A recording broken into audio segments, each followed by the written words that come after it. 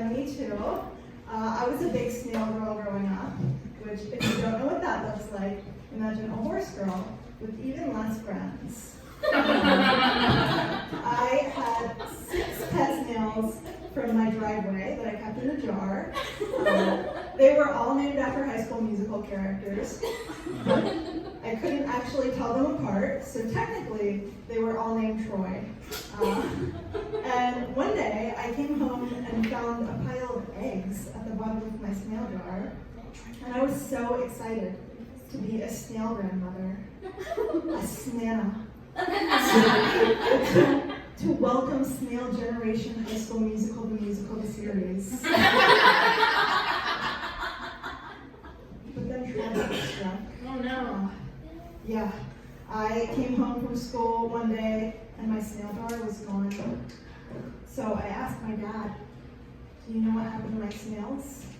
And he said, yeah, I threw them out. That's disgusting.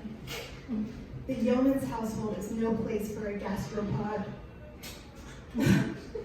That's weird, because it seems like we're all perfectly fine living with a snake. Anyway, I'm like totally over it, guys. We're like cool and normal. That's why I am a theater major. Notoriously likable and well-adjusted group. I actually struggle with a lot of social anxiety, so it may seem kind of weird that I do like theater and stand-up comedy, but I actually think those things are like my ideal form of social interaction. Like, it's completely scripted, I make little to no eye contact, and then people tell me I've been a very brave girl afterwards. I think that growing up watching Survivors actively made me a worse person. I've been watching some older seasons with my girlfriend recently, and it is bringing up a lot of my red flags. I actually tried to vote my dad out of the family when I was 4 because he made me stop watching Dora.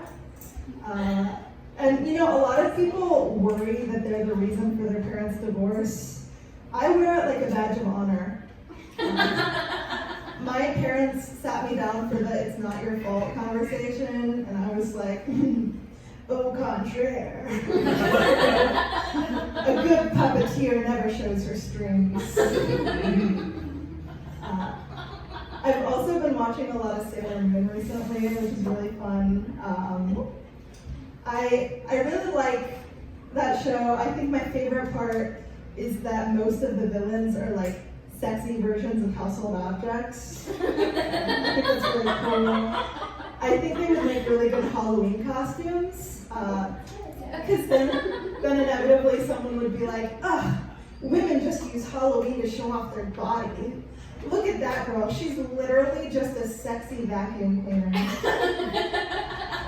And then I get to be like, just a sexy vacuum cleaner, huh? How about the sexy vacuum cleaner Damon from Sailor Moon S episode 4? If you're unworldly, just say so. They're really so embarrassed. I also think like around season 3 of that show, the writers' room had a meeting and they were like, guys, we've been getting a lot of complaints about our show being a bad example to young girls. I mean, these characters are protecting the galaxy, and all they do in their free time is fight over boys. So let's try to put our heads together and find a solution.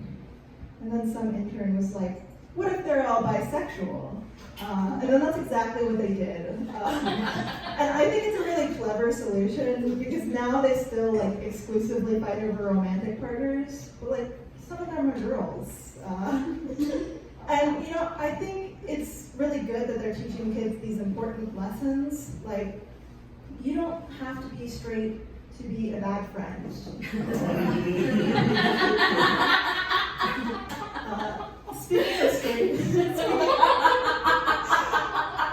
Speaking of straight people, I really don't like when straight people say that they wish they were gay. I don't ever really know what to say. I try to be supportive. Like, well, you know, Admitting you have a problem is a great first step. They don't like that normally. And I think normally it's like straight women who say this, and I get it. Like, I don't want to date a man either. But I think there's a big misunderstanding there, you know? Like, there are a lot of hardships that come with dating another woman.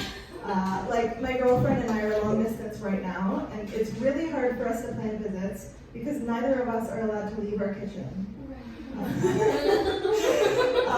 We both have like fridges full of pickle jars that neither of us are strong enough to open. Every time we have a disagreement, we start doing this. It's not easy coexisting with another broad. I did go on a date with a guy one time, and the first thing he said to me was, "I'm not gay." But I kind of wish I was. So I'm like, all right, ouch, go on. And he says, "I think I would be way better at it." I've had like a ton of gay men tell me they're interested in me, which I thought was really interesting. You know, I feel like it was like a weird way to try to impress me. And I know what he meant was, men love me, but what I heard was, I get no bitches. And you know, at the time, I was like, oh, I don't know why he felt the need to like specify that he's not gay. He's on a date with me. Obviously, he's not gay. But now I'm gay. So it's like, who's laughing now? Still me. Thank you guys so much. I'm Olivia Youmans.